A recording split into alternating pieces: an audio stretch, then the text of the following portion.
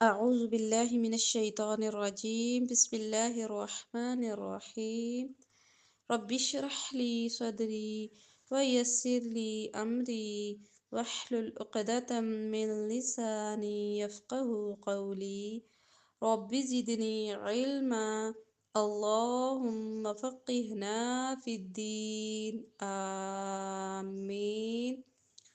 آیت نمبر 5 ہے ایاک نعبد و ایاک نستعین، ہم صرف تیری عبادت کرتے ہیں اور صرف تجھ ہی سے مدد مانگتے ہیں۔ عبادت انتہائی ذلت، عاجزی اور انکساری کے ساتھ اللہ کے حضور کھڑے ہونا ہے۔ اصطلاح شریعت میں عبادت محبت، خوف، خشوع اور خضوع کے مجموعے کا نام ہے۔ عبادات سے مراد محض نماز، روزہ، حج وغیرہ ہی نہیں، بلکہ شیخ الاسلام امام ابن تیمیہ عبادت کی تعریف ایسے کرتے ہیں: عبادت ان تمام کاموں کے لیے جامع اسم ہے جنہیں اللہ تعالیٰ پسند کرتا ہے اور ان سے محبت کرتا ہے، وہ اقوال ہوں یا ظاہری و باطنی اعمال ہوں۔ یعنی کہ کوئی بھی قول، کوئی بھی بات، کوئی بھی عمل جو آپ اللہ کے لیے کرتے ہیں، جنہیں اللہ تعالیٰ پسند کرتا ہے، وہ عبادت ہے۔ ایاک نعبد و ایاک نستعین، ہم صرف تیری ہی عبادت کرتے ہیں اور صرف تجھ سے ہی مدد مانگتے ہیں۔ عبادت اللہ تعالیٰ کے لیے خاص ہے۔ اگر ہم اللہ کے علاوہ کسی اور کی عبادت کریں گے تو ہم اللہ کے ساتھ کسی اور کو شریک کر لیں گے، جبکہ اللہ تعالیٰ نے ہماری پیدائش کا مقصد ہی عبادت بتلایا ہے۔ اللہ رب العزت نے فرمایا وَمَا خَلَقْتُ الْجِنَّ وَالْإِنسَ إِلَّا لِيَعْبُدُونَ، اور ہم نے جنوں اور انسانوں کو محض اپنی عبادت کے لیے پیدا کیا ہے۔ ہماری تخلیق کا مقصد جو ہے اللہ کی رضا حاصل کرنا، اللہ کی عبادت کرنا ہے۔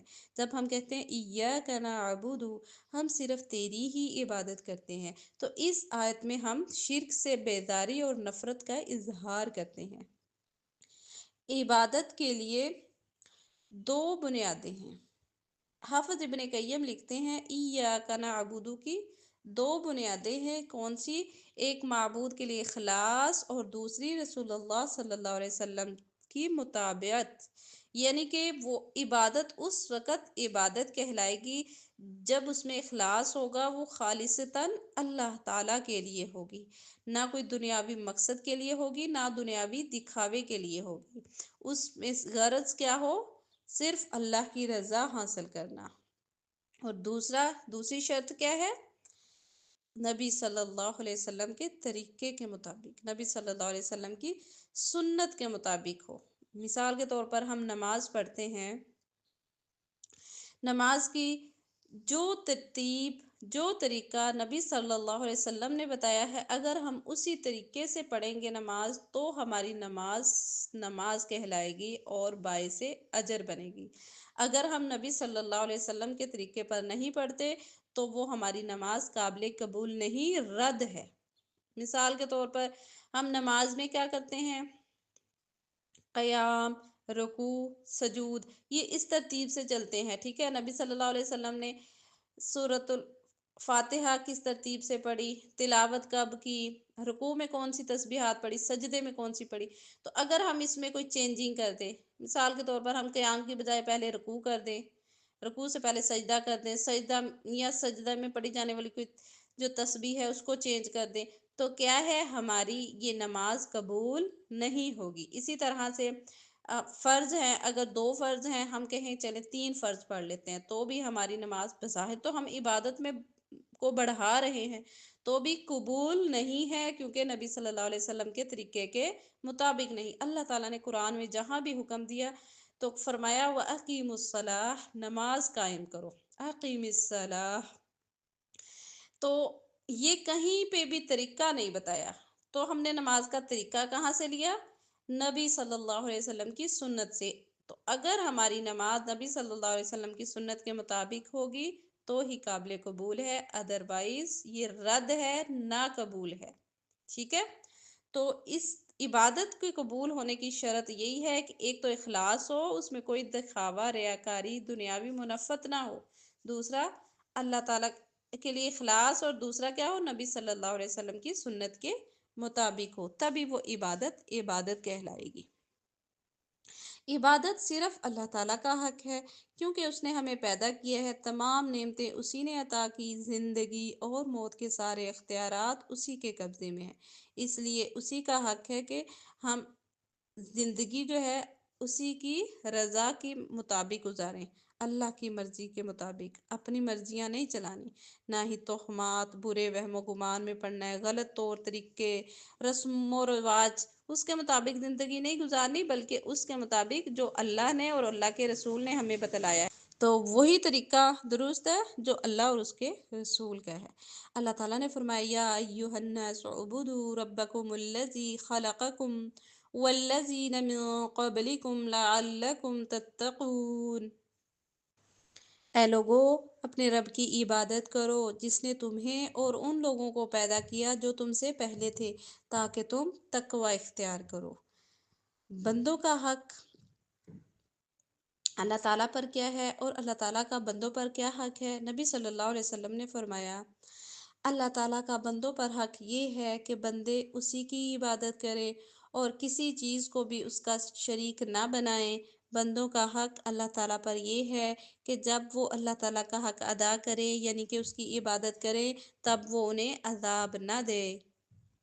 وَإِيَّاكَ نَسْتَعِينُ، اور صرف تجھ سے ہی مدد مانگتے ہیں۔ شریعت کی اصطلاح میں استعانت کا مطلب نستعین، اس کا مطلب یہ ہے کہ ہر طرح کی عبادت اور ہر کام میں اللہ کی توفیق اور اسی سے مدد مانگنا ہے، کیونکہ اللہ تعالیٰ کی عبادت بھی اللہ کی مدد کے بغیر ممکن نہیں، تو اس لیے ہر چیز میں اللہ تعالیٰ سے مدد مانگی جائے۔ بس نجات کا راستہ یہی ہے کہ عبادت بھی صرف اللہ تعالیٰ کی جائے اور مدد بھی اسی سے مانگی جائے۔ اگر ہم اللہ کے علاوہ کسی اور سے مدد مانگیں گے تو ہم اللہ کے ساتھ کسی اور کو شریک کر لیں گے، جو کہ بالکل بھی جائز اور درست نہیں ہے۔ ہم اللہ کے علاوہ کسی اور سے مدد کیسے مانگتے ہیں؟ مثال کے طور پر بارش نہیں ہوتی، ہم کسی انسان سے کہیں فلاں انسان بارش برسا دے، ٹھیک ہے، تو فلاں انسان بارش برسانے پر قادر ہے، نعوذ باللہ، تو یہ شرک ہے۔ اسی طرح سے کسی کی اولاد نہیں ہوتی، ہم کسی سے اولاد مانگتے ہیں، اللہ کے علاوہ کسی اور سے طلب کرتے ہیں، تو یہ کیا ہے؟ شرک ہے، اللہ کے علاوہ کسی اور کو آپ نے شریک کر لیا۔ جبکہ بارش برسانا، اولاد دینا، ہمارے معاملات کو درست کرنا، سارے کے سارے معاملات جو اللہ کے کرنے والے ہیں، اس میں مخلوق کو شریک نہ کیا جائے، ٹھیک ہے، تو یہ اصل عبادت ہے۔ اگر ہم مخلوق کو شریک کر لیں گے اللہ کے کاموں میں تو ہم کیا کریں گے؟ شرک کریں گے، کفر ہے یہ۔ تو اللہ تعالیٰ سے مدد مانگنے کا اللہ تعالیٰ نے طریقہ بتایا ہے، وَإِيَّاكَ نَسْتَعِينُ، اور کہو کیا کہ ہم تجھ سے ہی مدد مانگتے ہیں، تیری ہی عبادت کرتے ہیں اور تجھ سے ہی مدد مانگتے ہیں۔ سیدنا عبداللہ بن عباس رضی اللہ عنہما کہتے ہیں کہ میں ایک دن رسول اللہ صلی اللہ علیہ وسلم کے ساتھ سواری پر پیچھے تھا، آپ صلی اللہ علیہ وسلم نے فرمایا، اے لڑکے، بے شک میں تمہیں چند اہم باتیں بتلا رہا ہوں، تم اللہ تعالیٰ کے احکام کی حفاظت کرو، وہ تمہاری حفاظت فرمائے گا۔ اللہ کے حقوق کا خیال رکھو، اسے تم اپنے سامنے پاؤ گے۔ جب تم کوئی چیز مانگو تو صرف اللہ تعالیٰ سے مانگو، جب تم مدد چاہو تو صرف اللہ تعالیٰ سے مدد طلب کرو، اور یہ بات جان لو کہ اگر ساری امت بھی جمع ہو کر تمہیں کچھ نفع پہنچانا چاہے تو وہ تمہیں اس سے زیادہ کچھ بھی نفع نہیں پہنچا سکتی جو اللہ تعالیٰ نے تمہارے لیے لکھ دیا ہے، اور اگر وہ تمہیں کچھ نقصان پہنچانے کے لیے جمع ہو جائے تو اس سے زیادہ کچھ نقصان نہیں پہنچا سکتی جو اللہ تعالیٰ نے تمہارے لیے لکھ دیا ہے۔ قلم اٹھا لیے گئے ہیں، صحیفے خشک ہو گئے ہیں، نفع اللہ کے حکم سے ہے، اگر کوئی نقصان پہنچتا ہے اللہ کے حکم سے ہے، نقصان اللہ نے لکھ دیا ہے تو کوئی اس کو ٹال نہیں سکتا، دنیا کی کوئی طاقت، کوئی انسان اس کو ٹال نہیں سکتا۔ اللہ نے نفع پہنچانا ہے، کوئی اس نفع کو روک نہیں سکتا۔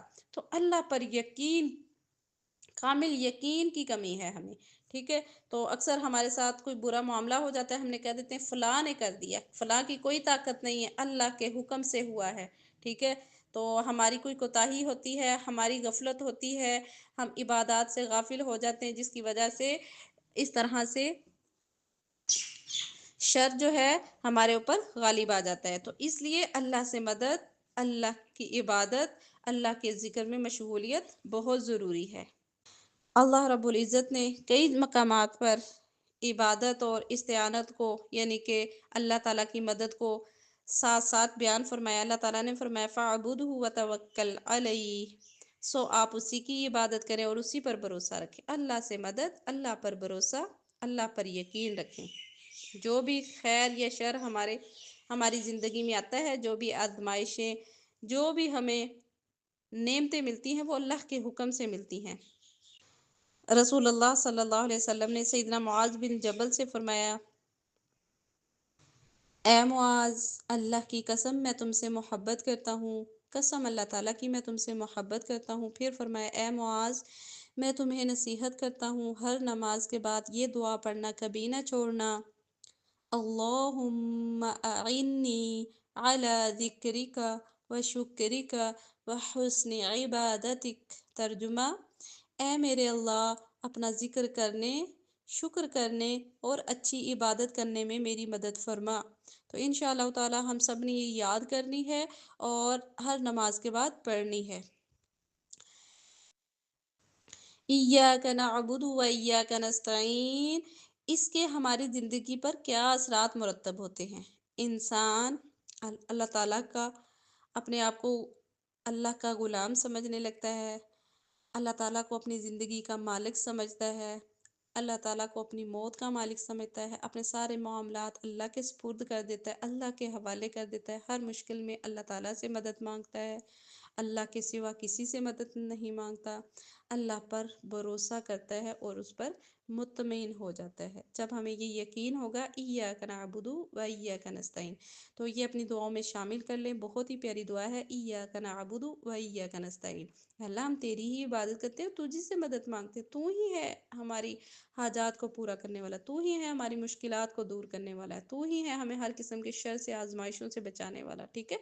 ہر چیز کا معاملہ اللہ کے سپرد کر دیں انشاءاللہ۔ آیت نمبر 6 ہے، اہدنا الصراط المستقیم، ہمیں سیدھے راستے پر چلا۔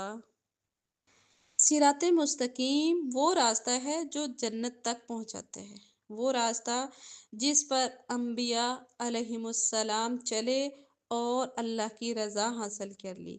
صراط مستقیم سے مراد اسلام ہے، یعنی وہ راستہ جو اللہ تعالیٰ نے انسانوں کے لیے کھولا، جس پر چلنے کی دعوت رسولوں نے دی، جس پر اس کے نیک بندے چلتے رہے، جو ہمیں اس کی رضا یعنی کہ اللہ کی رضا تک پہنچاتا ہے، اور جب اللہ کی رضا حاصل ہو جاتی ہے تو جنت تک پہنچاتا ہے۔ یہ راستہ سیدھا راستہ ہے، اس میں کوئی ٹیڑھ پن نہیں ہے۔ صراط مستقیم انبیاء کی پیروی کا راستہ ہے،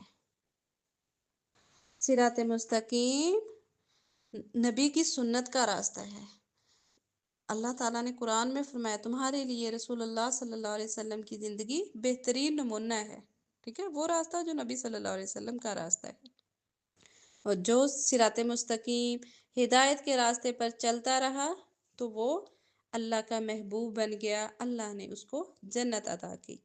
اللہ رب العزت نے فرمایا وَمَن يَعْتَصِم بِاللَّهِ فَقَدْ هُدِيَ إِلَىٰ صِرَاطٍ مُّسْتَقِيمٍ، اور جو اللہ کے دین کو مضبوطی سے پکڑے گا تو یقیناً وہ سیدھے راستے کی طرف ہدایت دیا گیا۔ تو سیدھا راستہ کون سا ہے؟ جو قرآن و سنت کا راستہ ہے، تو جو ان کو تھام لیتا ہے تو وہ ہرگز گمراہ نہیں ہوتا، تو وہی ہدایت کا راستہ ہے۔ نبی صلی اللہ علیہ وسلم نے فرمایا میں تم میں 2 چیزیں چھوڑے جا رہا ہوں، اگر اس کو تھامے رکھو گے تو ہرگز گمراہ نہیں ہوگے، کتاب اللہ و سنتی، اللہ تعالیٰ کی کتاب اور میری سنت۔ تو اللہ کی کتاب اور سنت کو جو بندہ بھی اپناتا ہے، وہ کسی بھی فرقے سے، کسی بھی مسلک سے تعلق رکھتا ہے، تو وہ کامیاب ہے، وہ ہدایت پر ہے، ٹھیک ہے۔ سب سے پہلے ہے قرآن، اس کے بعد ہے نبی صلی اللہ علیہ وسلم کی سنت، اس کے بعد کی جو چیزیں ہیں وہ ماننا یا نہ ماننا ہم پہ فرض نہیں ہے۔ تو اصل فرض کیا ہے؟ نبی صلی اللہ علیہ وسلم کی سنت اور قرآن کا راستہ، قرآن کا علم حاصل کرے، اس کے مطابق زندگی گزارے۔ جو بندہ اس کے مطابق زندگی گزار رہا ہے وہ ہدایت پر ہے، کامیاب انسان ہے۔ ہم لوگ چھوٹی چھوٹی باتوں پر جھگڑوں میں پڑے ہوتے ہیں، کتاب و سنت کو چھوڑ دیتے ہیں، اسے پسے پشت ڈال دیتے ہیں، بس اپنے آباء و اجداد کے دین پر انہی کی اندھی تقلید اور پیروی کرتے رہتے ہیں، انہی کے رسوم و رواج اور طور طریقوں کو مانتے ہیں، درست کہتے ہیں، جبکہ اصل راستہ، سیدھا راستہ قرآن و سنت کا راستہ ہے۔ نبی صلی اللہ علیہ وسلم دعا کیا کرتے تھے، اللہم الہمنی رشدی واعذنی من شر نفسی، اے اللہ میرے دل میں میری ہدایت ڈال دیجئے اور میرے نفس کی برائی سے مجھے بچا لیجئے۔ تو ہمیں بھی دعاؤں کی کتنی ضرورت ہے۔ وہ جن کی ہدایت، جن کو اللہ تعالیٰ نے جن کے دل کو نور سے دو دیا، ان کو گناہوں سے پاک کیا، پھر بھی وہ دعائیں کرتے تھے، ٹھیک ہے۔ تو ہم جو گناہ گار ہیں، گناہوں میں لتڑے پھر رہے ہیں، ہر وقت صبح و شام گناہوں میں مشغول ہوتے ہیں، اللہ کی نافرمانی میں مشغول ہوتے ہیں، تو ہمیں تو زیادہ ضرورت ہے دعاؤں کی۔ تو نبی صلی اللہ علیہ وسلم نے یہ ہمارے لیے طریقے چھوڑے ہیں تاکہ ہم دعائیں کریں، اللہ سے ہدایت کا راستہ مانگیں۔ ہدایت بن مانگے نہیں ملتی، تو مانگا کریں اپنے لیے ہدایت۔ تو بہترین دعا ہے اہدنا الصراط المستقیم، ہمیں سیدھے راستے پر چلا، ہمیں سیدھا راستہ دکھا، ہدایت کا راستہ دکھا۔ صراط مستقیم، ہدایت کے راستے کے متعلق نبی صلی اللہ علیہ وسلم نے فرمایا، اللہ تعالیٰ نے صراط مستقیم کی مثال دی ہے، اس صراط مستقیم کے دونوں جانب دو گھر ہیں، ان گھروں کے دروازے کھلے ہوئے ہیں، دروازوں پر پردے پڑے ہوئے ہیں، ایک پکارنے والا اس راستے کے سرے پر کھڑا پکار رہا ہے اور دوسرا پکارنے والا اوپر سے پکار رہا ہے۔ پھر آپ صلی اللہ علیہ وسلم نے یہ آیت تلاوت فرمائی، واللہ یدعو الی دار السلام ویہدی من یشاء الی صراط مستقیم۔ اللہ دار السلام کی طرف بلاتا ہے، دار السلام سے مراد جنت کی طرف بلاتا ہے، اور جسے چاہتا ہے صراط مستقیم کی ہدایت دیتا ہے۔ تو وہ دروازے جو صراط مستقیم کے دونوں جانب ہیں وہ حدود اللہ ہیں۔ تو کوئی شخص جب تک پردہ کھول نہ دیا جائے حدود اللہ میں داخل نہیں ہو سکتا، اور اوپر سے پکارنے والا اس کے رب کا واعظ ہے، نصیحت ہے۔ اللہ تعالیٰ فرماتے ہیں کہ اللہ کی حدود کو کراس نہ کرو، حدود اللہ میں داخل نہ ہو، اپنی حدوں میں رہو، حد سے باہر نہ نکلو، جو نکلے گا وہ ہدایت کے راستے سے نکل جائے گا۔ اسی طرح سے نبی صلی اللہ علیہ وسلم نے ایک اور روایت میں صراط مستقیم کی وضاحت فرمائی ہے۔ سیدنا عبداللہ بن مسعود رضی اللہ عنہ بیان کرتے ہیں کہ رسول اللہ صلی اللہ علیہ وسلم نے ہمارے لیے ایک خط کھینچا، پھر فرمایا یہ اللہ تعالیٰ کا راستہ ہے، پھر اس کے دائیں بائیں چند خطوط کھینچے اور فرمایا یہ شیطان کے راستے ہیں، ان میں سے ہر ایک کے راستے پر ایک شیطان ہے جو اپنی طرف بلا رہا ہے۔ پھر آپ صلی اللہ علیہ وسلم نے یہ آیت تلاوت فرمائی، اور یہ کہ بے شک یہی میرا سیدھا راستہ ہے، پس اسی پر چلو اور دوسرے راستوں پر نہ چلو کہ وہ تمہیں اس کے راستے سے جدا کر دیں گے۔ یہ ہے جس کا تاکیدی حکم اس نے تمہیں دیا ہے تاکہ تم بچ جاؤ۔ اس کا یہ ترجمہ ہے آیت کا۔ تو جس طرح سے ایک سڑک سیدھی جاتی ہے، اس کے دائیں بائیں چھوٹی چھوٹی سڑکیں ہیں، تو اسی طرح سے اللہ نے وضاحت فرمائی نبی صلی اللہ علیہ وسلم نے کہ سیدھی جو سڑک جا رہی ہے، سیدھا جو لائن ہے، سیدھی جو لائن ہے، جو خط ہے، وہ صراط مستقیم ہے۔ دائیں بائیں مڑو گے تو بھٹک جاؤ گے، راستہ بھول دو گے، ٹھیک ہے، کھو دو گے راستہ۔ تو اس لیے صراط مستقیم پر چلو، سیدھے راستے پر چلو، کیونکہ دائیں بائیں شیاطین بیٹھے ہیں آپ کو بھٹکانے کے لیے، تو بھٹکنا نہیں۔ ہر راستے پر، جگہ جگہ پر، کچھ ہی فاصلے پر شیاطین آتے ہیں، اٹیک کرتے ہیں، آپ کو صراط مستقیم سے ہٹاتے ہیں۔ یہ قرآن کا سفر جو ہے صراط مستقیم کا سفر ہے، آپ قرآن کے ساتھ جڑے ہیں، آپ کو شیاطین روکیں گے، ٹھیک ہے۔ تو بعض اوقات سبق مشکل لگے گا، بعض اوقات سبق زیادہ لگے گا، بعض اوقات گھر میں کوئی ایسی صورتحال پیدا ہو جائے گی کہ آپ لیسن نہیں سنا پائیں گی، پھر آپ کو ہوگا میں نے چھٹیاں کر لی ہیں، اب ٹیچر کیا کہے گی، میں مزید آگے کنٹینیو نہیں کرتی، تو اس طرح کے شیطان وسوسے ڈالے گا، تو آپ نے تعوذ پڑھنی ہے، اعوذ باللہ من الشیطان الرجیم، اور اللہ سے مدد مانگنی ہے، ایاک نعبد و ایاک نستعین اہدنا الصراط المستقیم۔ اپنی دعاؤں میں ان کو شامل کریں، اللہ سے مدد مانگے، اللہ تعالی ہم سب کو صراط مستقیم پر قائم رکھے، اللہ تعالی ہمیں عمل کرنے کی توفیق عطا فرمائے، آمین۔ جزاکم اللہ خیرا کثیرا، سبحانک اللہم و بحمدک، اشہد ان لا الہ الا انت، استغفرک و اتوب الیک۔